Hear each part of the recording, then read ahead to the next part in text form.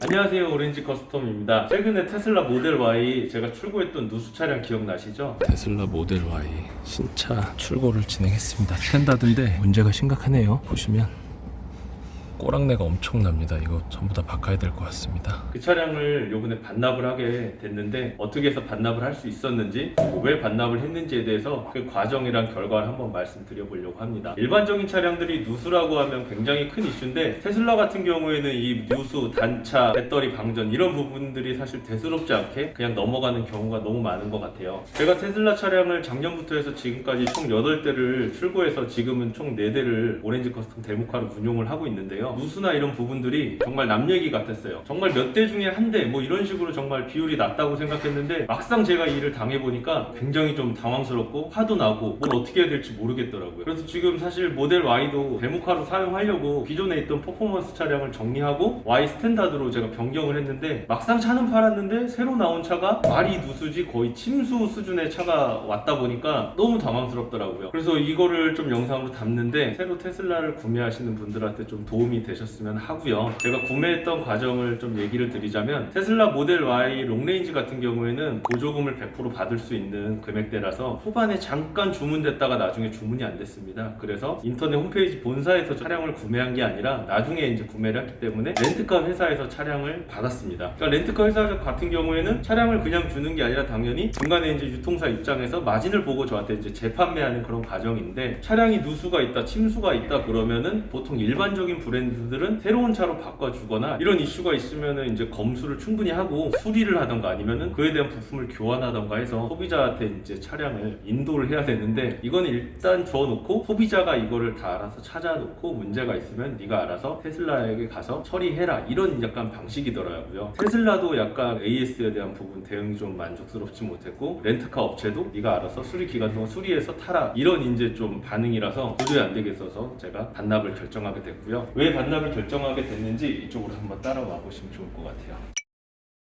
일단 단차라던가 뭐 방전 이런 부분들은 어떻게 보면 차량을 타면서 엄청나게 큰 문제가 성능상 되진 않습니다. 하지만 누수라고 하는 거는 차량 위에 물이 들어가게 되면 차의 이 부품들 있죠. 이 부품들이 물기에 닿으면 좀 삭습니다. 그리고 냄새도 나고 꼬랑내가 엄청납니다. 이거 교환하면 되지만 교환하는 방법이나 이런 것도 굉장히 힘들기 때문에 왜 힘든지 한번 직접 봐드릴게요. 한번 이쪽으로 와보시죠. 어떻게 보면 별일이 아닐 수도 있는데, 테슬라 차량에 누수가 생기는 원인은 크게 두 가지라고 좀 예측을 하고 있는데, 첫 번째는 앞쪽을 통해서 빗물이나 아니면 세차를 하면서 물기가 이 대치보드 라인을 타고 이 안쪽으로 유입된다는 설이 하나 있고요. 두 번째는 에어컨 라인에서 결로나 아니면 물이 생기는 그 라인이 막히거나 아니면 잘 안 돼 있어서 물이 찬다라는 두 가지 의견이 있습니다. 뭐가 됐든 사실 물이 차면 안 되죠. 물이 차면 안 되는 이유는 옆에 보면은 커버가 있는데 여기 핀 몇 개가 있어요. 근데 이게 테슬라 분해 조립 자체가 그렇게 어려운 차가 아니기 때문에 일반인들이나 검수하시는 분들도 충분히 할 수 있는 부분이에요. 그리고 이 이슈가 이미 예전부터 있었기 때문에 사실 테슬라 모델 Y 차량을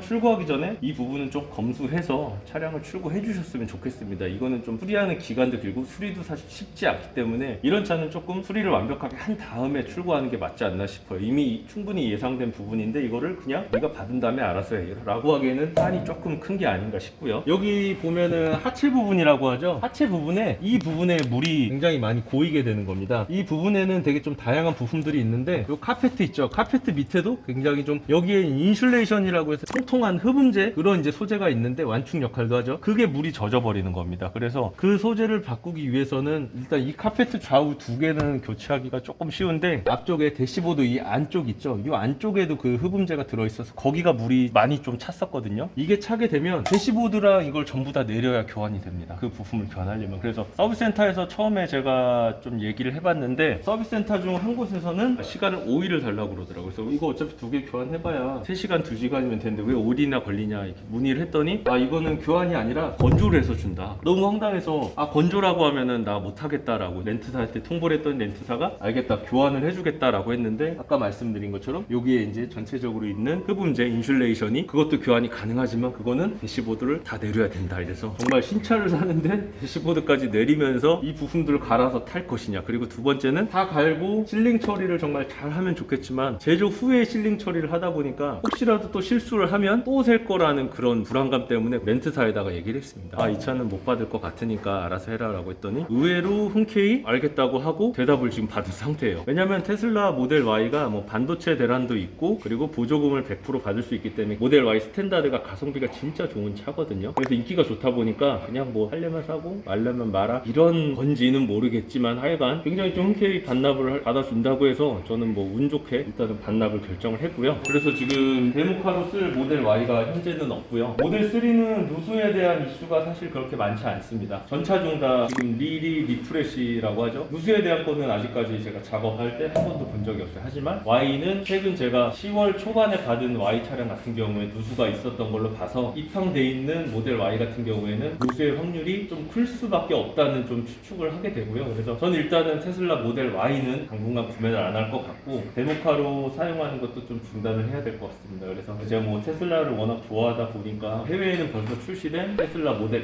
X나 모델 S 리프레시 모델들이 이제 플레드가 나왔잖아요. 그래서 저는 이제 그 모델을 이제 주문했고요. 국내에도 내년 초쯤에는 이제 아마 들어오지 않을까 싶은데 그 물량으로 해서 데모카나 주행 리뷰 이런 걸 좀 만들어 볼 예정이고요. 테슬라 모델 Y를 사실 때는 신중하게 구매를 결정해 주셨으면 좋겠고 렌트나 이런 걸 이용하면 중간에 반납을 할 수 있는 그런 또 장점도 있으니까 그런 부분도 잘 이용하시면은 구매하실 때 조금 도움이 되지 않을까 싶습니다. 오늘 영상은 여기서 마치고요. 나머지 부분들은 제가 영상에서 또 한 번 담아 드릴 거고 다음 영상도 재밌는 영상을 한번 찾아뵙도록 하겠습니다. 감사합니다.